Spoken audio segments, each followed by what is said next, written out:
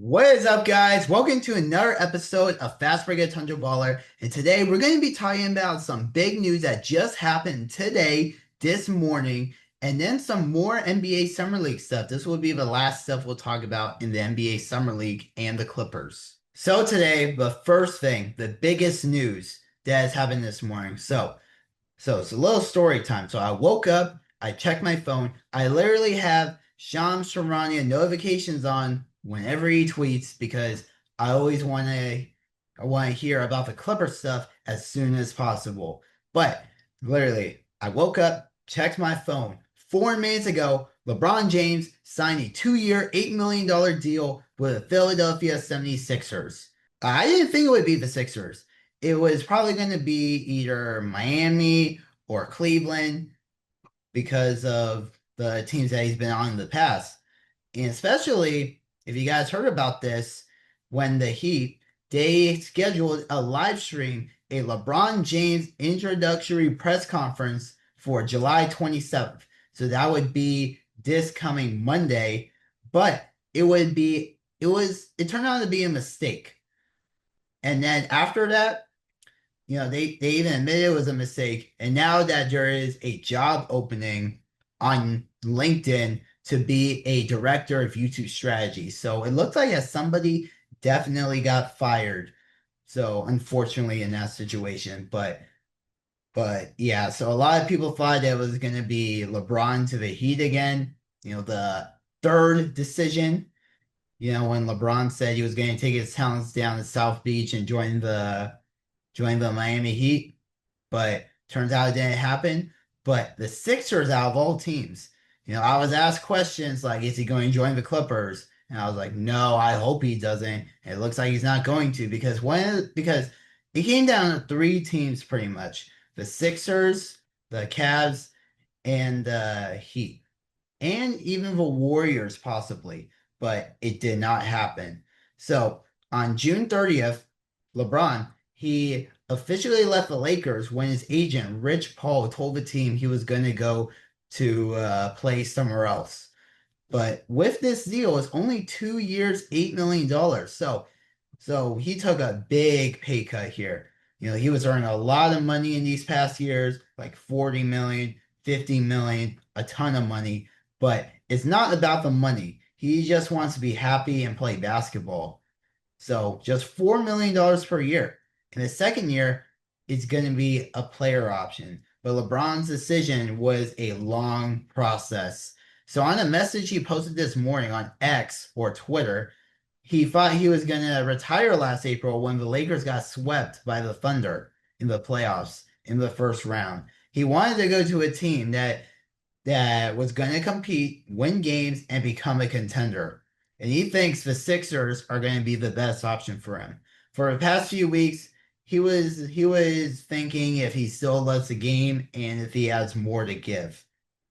But now the Sixers, they have a very stacked starting five. For a projected starting five, it's going to be LeBron, VJ Edgecombe, Tyrese Maxey, Jaylen Brown. Still can't believe that the Sixers got him in trade for Paul George, and Joel Embiid. If all of those guys stay healthy, especially Joel Embiid, Joel Embiid, he has been hurt a ton. At least like one big injury or an injury that would hold him for a good amount of games during the year, at least once every year.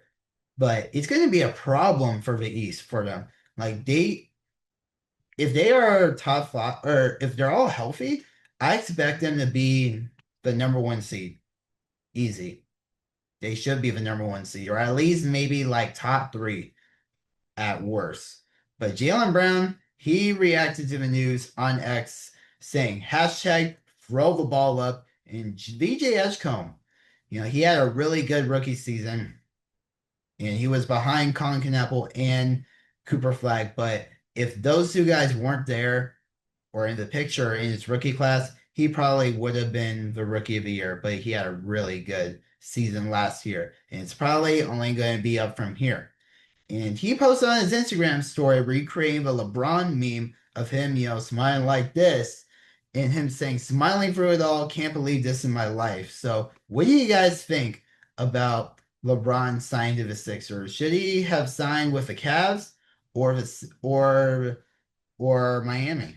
All right, so now we're going to be talking about everything Clippers now. So we didn't talk about the last summer league game last week, so we're going to be talking about this now because the last time I recorded it was before the last game against the Timberwolves.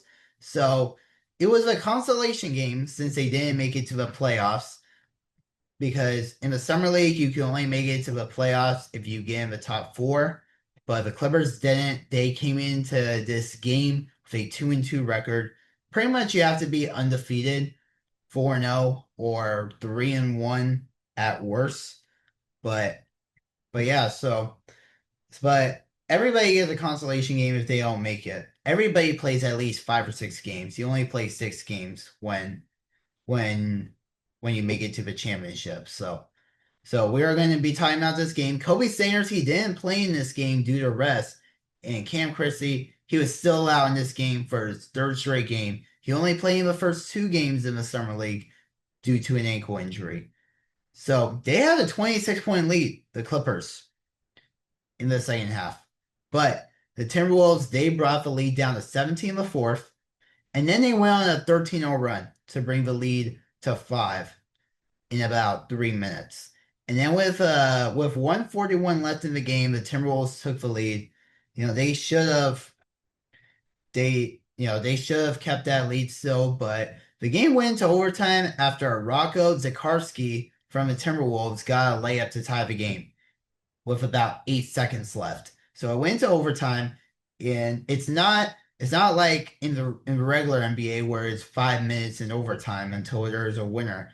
But in the summer league, it's only 2 minutes in the first overtime, and then sudden death afterwards if it's still tied after those 2 minutes. So the Clippers, they started overtime on a 9-0 run, and guess who scored all the points? Sean Padula from the Clippers. He made 2 threes and one, and that helped the Clippers win in overtime 128-120 for the last game of the summer league. So there were 5 Clippers who had a great game in this game. Keenan Wagler led the team in scoring, 26 points. He was struggling. He had some moments where he was struggling a lot, but he ended the summer league very good. 26 points on 9 for 19 shooting. Norchad Omier, who was on a 2-way contract last year, but it won't be on a 2-way contract right now, as of right now. 20 points and 15 rebounds. Big double-double here. Nick Martinelli, 18 points on 7 for 8 shooting. He only missed 2 shots in the last 2 games for the summer league. Baba Miller, our other second-round pick, 15 points, 6 assists, 4 rebounds. And Sean Padula, he also had a double-double here, but with assists, 24 points, 5 rebounds, 11 assists.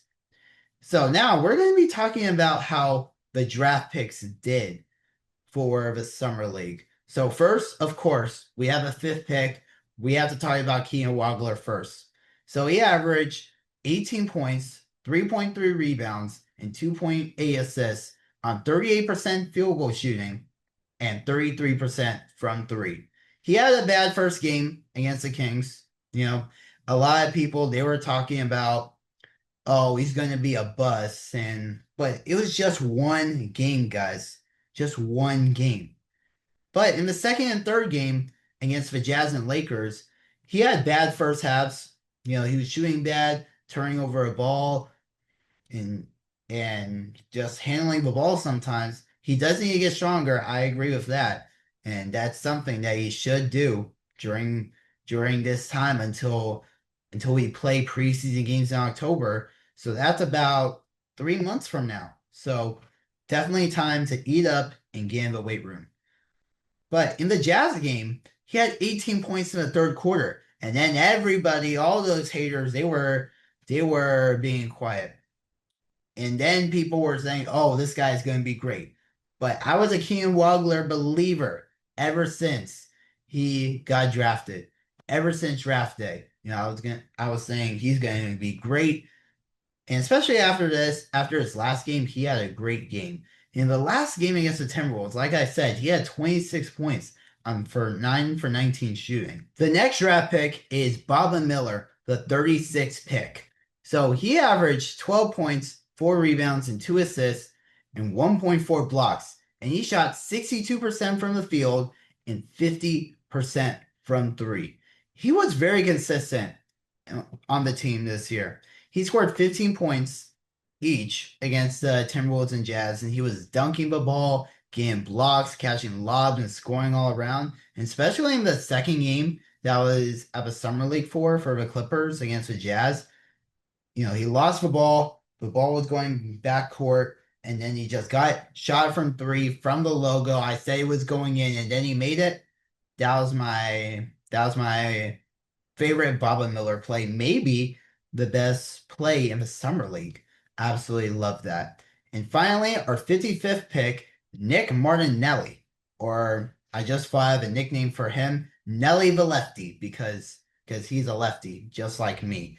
And he averaged 14 points, 6.4 rebounds, and shot 60% from the field. So just like Baba, they're shooting the ball pretty good. He was also very consistent, like Baba Miller, maybe the most consistent on the team. Both of them look like draft steals for the Clippers. And he only missed 2 shots out of 17 shots in the last 2 games. And although Marinelli was the 55th pick, he was the leading scorer in the Big 12 Conference for the last 2 years while playing for Northwestern University. And although Northwestern isn't a top team like that, competing for championships, they were still doing okay. They were still doing good. But they were competing against top schools in the conference, in the Big Ten Conference, like Purdue, Michigan. They won the national championship against UConn, Nebraska, Wisconsin, and UCLA, just to name a few, and USC too. And now we'll talk about for returners, Cam Christie. So he averaged 11 points, 8.5 rebounds, and 22% from the field. So he did struggle in this year's Summer League. He has a lot of things to prove in this Summer League. This was a big Summer League, probably the biggest one out of all of the 3. He was a 46th pick in the 2024 NBA draft, and he signed a 4-year contract his rookie year. So like in every rookie contract, in standard ones, it's always a 4-year contract with the first 2 years guaranteed. So the team can decide if the 3rd and 4th year could be guaranteed or not. So it's his 3rd year, and the Clippers, they have to decide about his $2 million salary for this year. And that decision was supposed to happen when free agency started, but that guarantee date got pushed back to July 20th, the day after the Summer League ended. And this was a very big Summer League for him because he still has to prove he belongs in the NBA, since he's been pretty much a bench warmer with the Clippers and played a lot in the G League. Like, he would play in the G League, but he would really only play when it was pretty much garbage time or when a lot of players were injured. And he only played in 2 of the 5 Summer League games for the Clippers this year due to an ankle injury, and he struggled. Like I said, he shot 22% this year in the Summer League. And the guarantee date on July 20th, like I said, they decided to push back his guarantee date again to October 15th. So pretty much when they will do the preseason. And now we'll talk about Kobe Singers. I absolutely love this guy. He's going to be one of the biggest parts of the future for the Clippers. He had a 26-point game against the Wizards. He averaged 16 points, 4.7 rebounds, and 4 assists. So pretty much all-around numbers, pretty much. And he was the 50th pick in the 2025 NBA draft. He was originally supposed to go to the Knicks because the 50th pick, that was the Knicks pick. But the Clippers traded to get Kobe Sanders. I believe the Clippers, they have a 51st pick. So they pretty much traded picks. So the 50th for the 51st. And I believe that pick was Mohamed Diawara, if I'm pronouncing that right. And yeah, eventually they won the NBA championship the Knicks. But that's a story for another day. But when players were injured last season, he had to step up Kobe Sanders because he was pretty much sitting on the bench a lot, and he played in the G League a little bit too. But he was on a two-way contract, so pretty much on two-way contracts, you're only limited to play 50 games. And he was playing good. He was in a rotation. So when players were coming back from injuries, he kept playing. So like Bogdan Bogdanovic, when he was hurt, he had to step up.